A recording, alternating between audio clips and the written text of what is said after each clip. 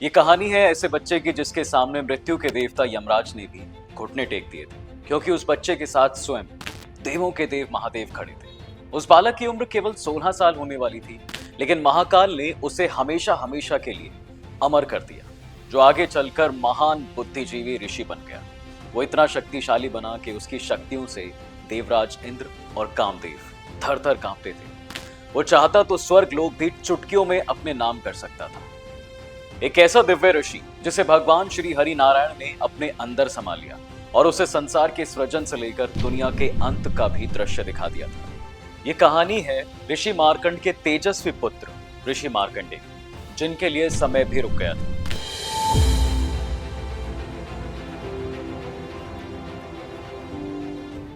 मांगो क्या वरदान चाहते हो?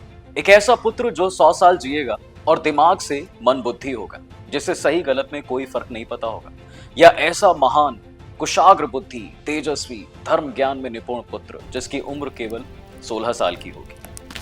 कई सालों से संतान की कामना में महादेव की तपस्या में लीन ऋषि मार्कंड के सामने जब शिव जी प्रकट हुए तो उन्होंने ऐसे ऑप्शन रख दिए, जिससे सुनने के बाद ऋषि मार्कंड बिल्कुल असमंजस में पड़ गए थे। अब एक पिता तो अपने संतान के लिए हमेशा से ही लंबी उम्र चाहता है, लेकिन ऐसी संतान किस काम की जिससे कोई समझ ना हो, बल्कि वो तो ये चाहता है कि उसकी संतान हर मामले में निपुण हो। अब पहला ऑप्शन तो ये था, और दूसरा ऑप्शन ये था कि भाई वो अपने संतान की मृत्यु पहले से ही तय कर दे। ऋषि मार्कंड ने काफी समय लिया और सोच विचार करके दूसरा ऑप्शन चूज कर लिया, लेकिन उन्हें ये नहीं पता था कि उनके बेटे के भविष्य में तो कुछ और ही लिखा है। उनके इस फैसले के कुछ समय बाद उनकी पत्नी गर्भवती हुई और आखिरकार उन्होंने एक दिव्य पुत्र को जन्म दिया, जिसका नाम मार्कंडेय रखा गया। जन्म से ही वो बालक बहुत समझदार था। छोटी सी उम्र में वो वेदों ग्रंथों को करीब से समझने लगा था। ये सब देखने के बाद उसे जंगल में तपस्या कर रहे ऋषि मुनियों के पास भेज दिया गया। अपने जीवन के 15 साल उन ऋषियों के साथ तपस्या करने के बाद ऋषि मार्कंडेय भी एक बड़े तपस्वी बन गए। सालों की तपस्या करने के बाद जब ऋषिवर अपने घर लौटे तो उनके माता पिता खुश होने के बजाय आंखों में आंसू लिए बैठे थे, जैसे ही कुछ बुरा घटने वाला हो। वैसे वो हमेशा मासूम भरी आंखों से उन्हें सहलाया करते थे।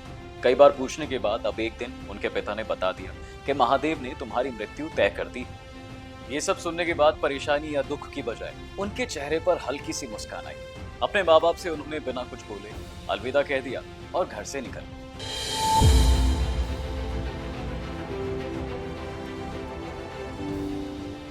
ओम त्र्यंबकम यजामहे सुगंधिम पुष्टिवर्धनम उर्वारुकमे बंधनान मृत्योर्मुक्षी मामृतात्।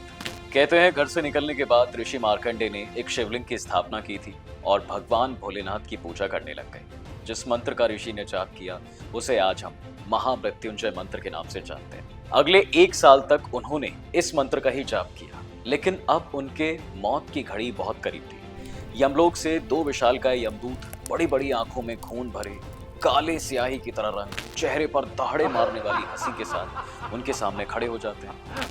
बड़ी सी जीभ, हाथों में कोड़े लिए ऋषि मार्कंडेय को अपने साथ यमलोक ले जाने के लिए तैयार थे। लेकिन इधर मार्कंडेय ऋषि ने तो एक पलक तक नहीं झपकाई। वहीं जैसे ही यमदूतों ने अपने कदम ऋषि की तरफ बढ़ाए, वैसे ही खुद ब खुद मार्कंडेय जी के चारों तरफ एक सुरक्षा कवच बन गया था। ना जाने कितनी कोशिशों के बाद भी यमदूत हार गए और उनसे वो सुरक्षा कवच टूट ही नहीं पाया। अंत में ऋषि मार्कंडेय के प्राण ले जाने के लिए स्वयं यमराज को आना पड़ा। यमराज अपना डंडा लिए अपनी सवारी भैंसे पर सवार होकर ऋषि को लेने पहुंच गए और उन्होंने एक हाथ में अपनी रस्सी को ऋषि मार्कंडेय को जकड़ने के लिए फेंका, लेकिन वहां मौजूद शिवलिंग ने उस रस्सी को जकड़ में ले लिया। ऐसा होते ही आसमान में जोर जोर से गर्जना होने लगी, हर तरफ कोतूहल होने लगा, हवाएं तेज चलने लगी, जिसके बाद वहां महादेव अपने विकराल रूप में प्रकट होते। उनकी आंखें ज्वाला जैसी लग रही थी। तभी उन्होंने अपना त्रिशूल उठाया और पलक झपकते ही यमराज का सिर धड़ से अलग कर दिया।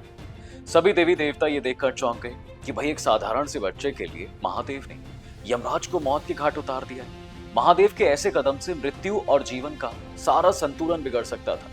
ये सब सोचते हुए देवताओं ने भगवान शिव से यमराज की भूल के लिए बहुत माफी मांगी। खैर, माफ करते हुए भोलेनाथ ने यह शर्त रखी थी कि ऋषि मार्कंडेय के प्राण बख्श दिए जाएं और यमराज या उनका कोई भी दूत कभी भी उनके आसपास नजर ना आए।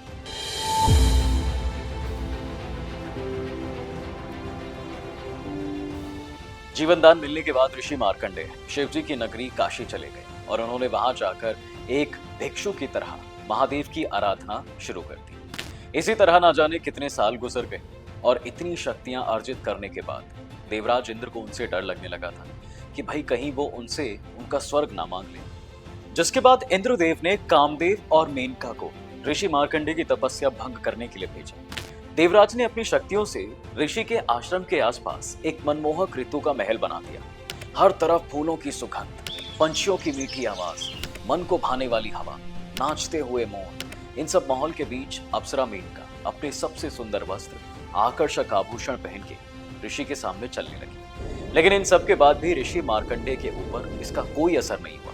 फिर हार कर कामदेव को ही अपना सबसे शक्तिशाली अस्त्र उन पर चलाना पड़ा। जैसे ही वो तीर ऋषि के करीब पहुंचा तो वो कई टुकड़ों में टूटकर बिखर गया। पंछियों की आवाजें, सुंदर माहौल सब एक झटके में गायब हो जाता है और आसपास के पेड़ पौधों में आग लगने लगी। आग की लपटें इतनी ऊंची ऊंची जा रही थी कि सब कुछ जलकर खाक हो गया था। आग इतनी तेज थी कि अप्सरा मेनका और कामदेव जलकर भी भस्म हो सकते थे, लेकिन फिर भी ऋषि मार्कंडेय की आंखें खुली ही नहीं। ये सब देखकर देवराज इंद्र और कामदेव ऋषि के सामने नतमस्तक हो जाते हैं और उनके सामने स्वर्ग का अधिपति बनने को कह देते हैं। लेकिन ऋषि ने स्वर्ग लेने से मना कर दिया और फिर से अपनी तपस्या में लीन हो गए। माना जाता है कि उन्होंने अपनी तपस्या की शक्ति से इस संसार का अंत भी देख लिया था।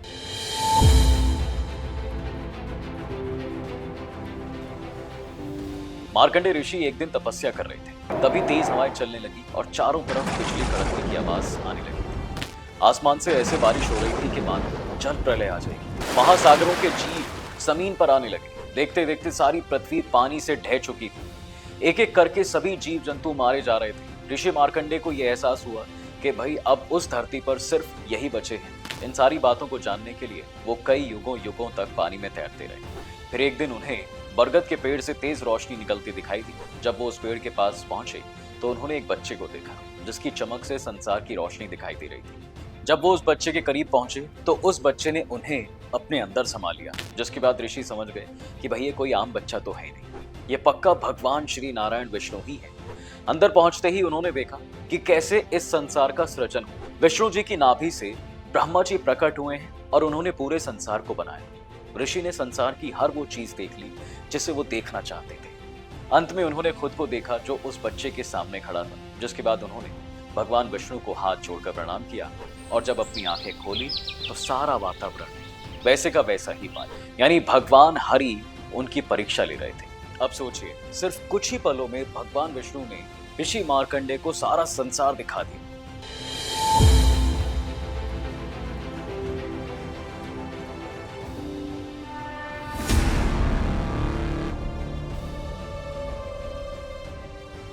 महान सप्त ऋषियों के नाम में सबसे पहला नाम आता है महर्षि कश्यप का, जिनका खास योगदान रहा है। उन्हें ही धरती के सृजन करने का श्रेय दिया जाता है। महर्षि कश्यप अपने गुणों, तेज और तप के बल पर उच्च महाविभूतियों में गिने जाते हैं।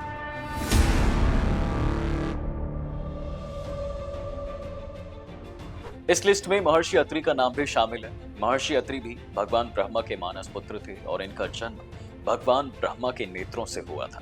बता दें, महर्षि अत्रि का विवाह ऋषि कर्दम और देवहूति की बेटी देवी अनुसुईया से ही हुआ था।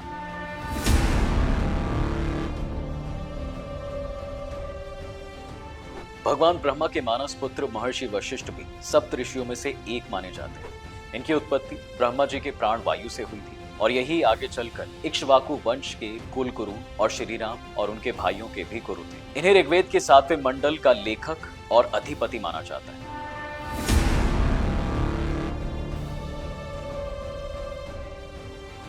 बता दें कि महर्षि विश्वामित्र के बारे में रामायण में जानने को मिलता है। कहते हैं विश्वामित्र जी जन्म से ब्राह्मण नहीं थे, जी हाँ, लेकिन कठिन तपस्या करके उन्होंने ब्रह्मर्षि का पद प्राप्त किया था।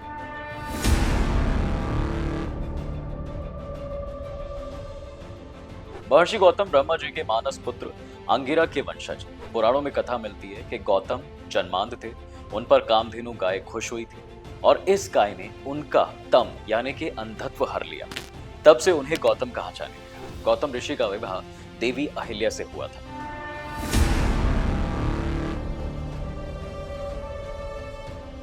श्री हरि विष्णु के अवतार भगवान परशुराम के पिता महर्षि जमदग्नि का नाम भी इस सप्त ऋषियों की सूची में शामिल है।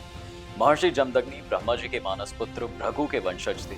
उनका विवाह राजा प्रसेनजित की पुत्री रेणुका से हुआ था। रेणुका ने विवाह के बाद 5 पुत्रों को जन्म भी दिया था।